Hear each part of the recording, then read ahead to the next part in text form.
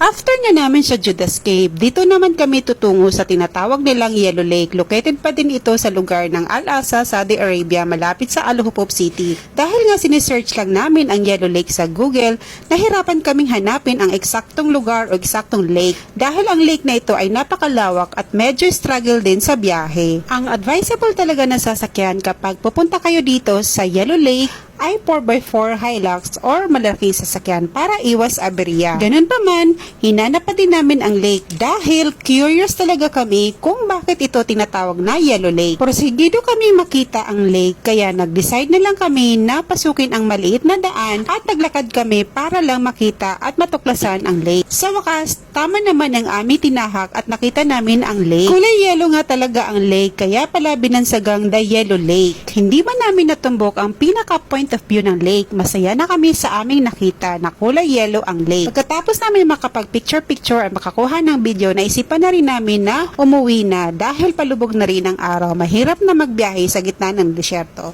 So yun lang, sana nag-enjoy po kayo sa inyong nakita ang Yellow Lake dito pa rin po sa Al-Asa, Saudi Arabia, Al Hupop.